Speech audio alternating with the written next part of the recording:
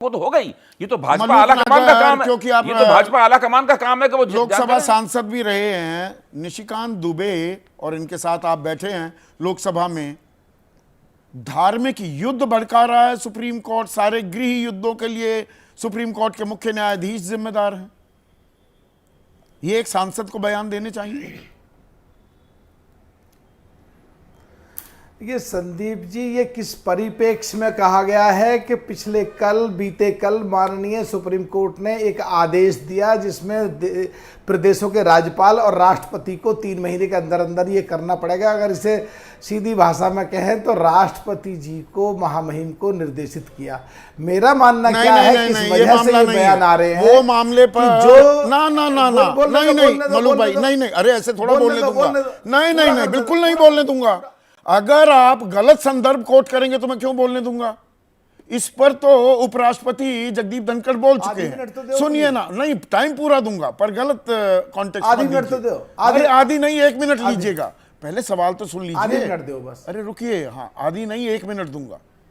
ये बयान दिया गया है जो देखिए, सुन नहीं रहे, मुझे रखिए स्क्रीन पर, पीसीआर मुझे रखिए। नहीं, मैं नहीं बोलने दूंगा आपको। आप जानबूझकर यहां पर कंफ्यूजन पैदा कर रहे हैं, यह थोड़ा चलेगा।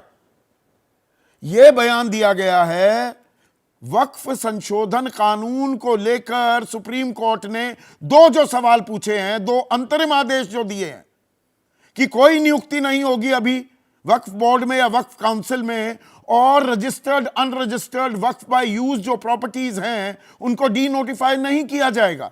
प्लीज कॉन्टेक्स्ट को, संदर्भ को सही कोट कीजिए। मलूक भाई, आप बहुत वरिष्ठ हैं, अब बात बोलिए, आधा नहीं 1 मिनट बोलिए चाहे। देखिए, कल जो प्रदेशों के राज्यपाल के लिए जो बिल लंबित हैं, बहुत पिछले दिनों से पड़े हुए हैं, उसके बारे में माननीय सुप्रीम कोर्ट ने जो आदेश दिया है, और वो 3 महीने से ज्यादा नहीं रख सकते। उससे धार्मिक युद्ध नहीं, 3 महीने में करना उससे धार्मिक युद्ध नहीं भड़कता। सुनो, खत्म कर रहा हूं। अरे खत्म कर रहा हूं। एक बहुत काम की बात बोल रहा हूं, प्लीज संदीप जी बोलिए ना। तो इसमें क्या है कि संविधान के तहत राष्ट्रपति का पद सबसे ऊपर है, और व्यावहारिकता में भी इसीलिए सुप्रीम कोर्ट के जजों की जो शपथ है वो राष्ट्रपति जी दिलाते हैं। मेरा कहना क्या है, कितने ही केसों में हम देखते हैं कि माननीय सुप्रीम कोर्ट आदेश करता है कि हाई कोर्ट 4 हफ्ते 6 हफ्ते में डिसीजन ले, कई साल तक केस पेंडिंग पड़े रहते हैं। तो मैं सीधा सवाल पूछा, हाई कोर्ट के जजों ये विपक्ष का कोई सांसद उनको तो ठीक कर नहीं सकते, और इमरान प्रताप गढ़ी या इमरान मसूद कह देता तो आप क्या कह रहे होते? ईमानदारी से दिल पर हाथ रखकर बताइएगा। एक लाइन रह दी है बस। हाँ, तो मेरा मानना है कि माननीय सुप्रीम कोर्ट के अधीन जो हाई कोर्ट है, उनके जो 4 हफ्ते 6 हफ्ते में जो निर्णय नहीं होते, माननीय सुप्रीम कोर्ट उस ये संदर्भ भी नहीं था, बजाय राष्ट्रपति को निर्देशित करने के 4 से 5 मिनट एक गलत कॉन्टेक्स्ट को कोट करके इसको डिफेंड करने की कोशिश की है। जी, नागर साहब सांसद रह चुके हैं, उनको पता होना चाहिए कि संविधान के बारे में अंतिम शब्द कर सुप्रीम कोर्ट का होता है।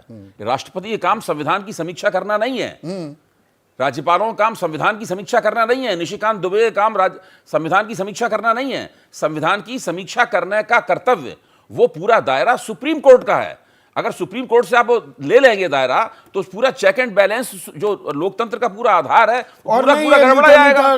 गप कड़वा थू नहीं हो सकता ना। आप भी कुछ जोड़ना चाह रहे थे उदयवीर। राम मंदिर पर सुप्रीम कोर्ट फैसला देखा तो सुप्रीम कोर्ट जैसा कोई कोर्ट ही नहीं, और शरिया ये इस पर वक्फ संशोधन कानून पर कोई 2 अंतरिम आदेश आ जाएं तो गृह युद्ध फैला रहा है।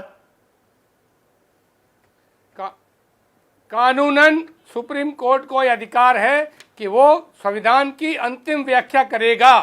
वो व्याख्या चाहे राष्ट्रपति पे लागू हो, चाहे किसी पे लागू हो।